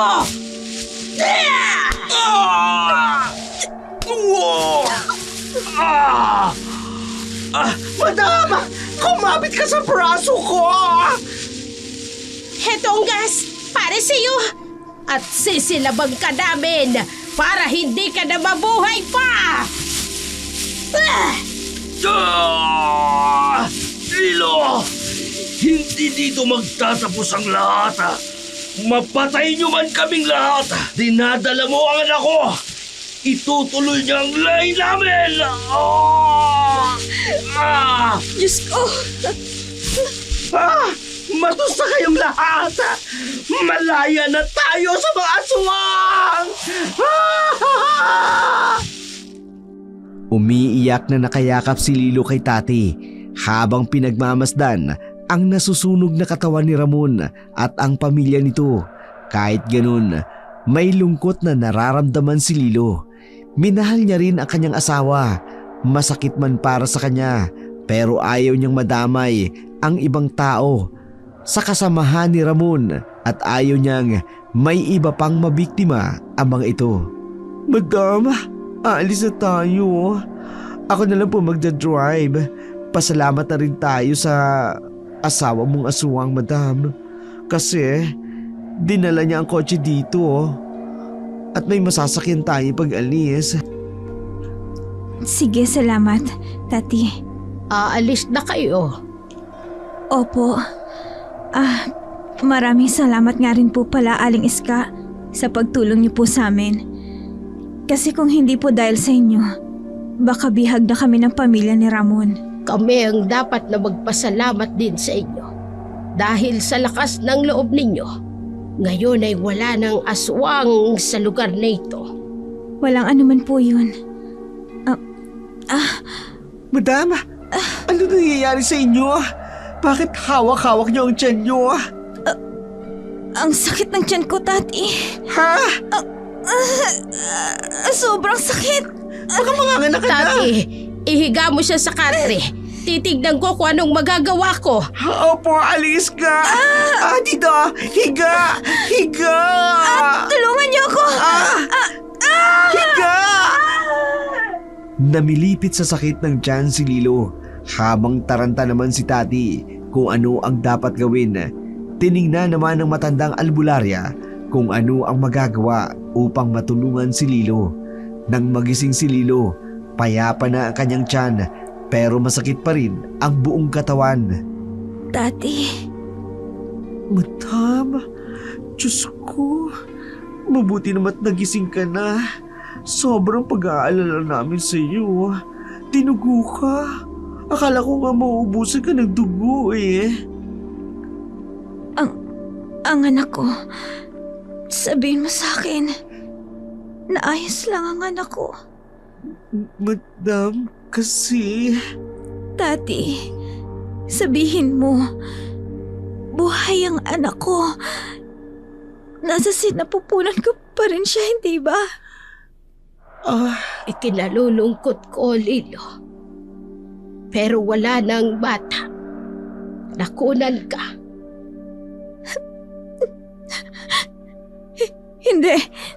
Hindi totoo yan. Ang anak ko, ibalik niyo sa akin ang anak ko. Wala akong pakialam kung maging aswang man siya. Anak ko siya. Ang anak ko. Madam, tama na. Mahina ka pa eh. Baka mabinat ka. Sorry talaga, madam. Pero, nawala ang baby mo. Ang anak ko. Ang anak ko. Ibalik niyo sa akin ang anak ko. Ibalik niyo sa akin ang anak ko. Nadurog ang puso ni Lilo nang malaman niyang nakunan siya. Halos mawalan siya ng malay sa kaiiyaka. Bilang isang ina, napakasakit noon para sa kanya. Sa isang iglap lang, nawala ang pamilya ng kanyang pinapangarap. Matapos ang pangyayaring iyon sa baryo, bumalik sina Tati at Lilo sa Maynila. Ilang araw din nanatili si Lilo sa ospital para sa follow-up na gamutan dahil sa nangyari sa kanya. Madam, aalis ka ba talaga? Babalik naman ako, Tati. Kailangan ko lang talagang makalimot muna. Ipauubaya ko muna sa'yo ang negosyo. Huwag mo tong pababayaan. Pangako, madam. Hindi po. Mas mabuti nga po sigurong manatili ka muna sa Amerika, madam. Baka doon wala ng aswang. Sana nga. Ikaw. Ipagpatuloy mo rin yung therapy mo. Sure, madam. Binabangot pa rin kasi ako sa nangyari sa atin sa baryo na yun. Maraming salamat, Tati. Hindi ka lang magaling na assistant. Isa ka ring mabuting kaibigan. Kahit kailan, hindi mo ako iniwan. Madam naman, napapayak ako po eh. Lilo na lang. Simula ngayon, ikaw na ang best friend ko. Ay, first name basis tayo. I'm so happy and honored to be your best friend, Lilo. Ako na si Stitch. Lilo and Stitch. Baliw! Ano nga palang pasalubong mo pagbalik ko? Pasalubong ko pagbalik mo? Walang hiya ka. Pasalubong ko pagbalik mo. Anong gusto mong pasalubong pagbalik ko? Ay ka talaga. Syempre dollars. Charing lang. Kahit cloud perfume, okay din sa akin. Or yung perfume ni Ariana Grande. Happy na ako doon. Commercial pa ha. O sige, dadamihan ko para sa'yo. Perfect! Siguro naman magkakajowa na ako dahil sobrang Latina na ako sa bango. Tumawa ka naman.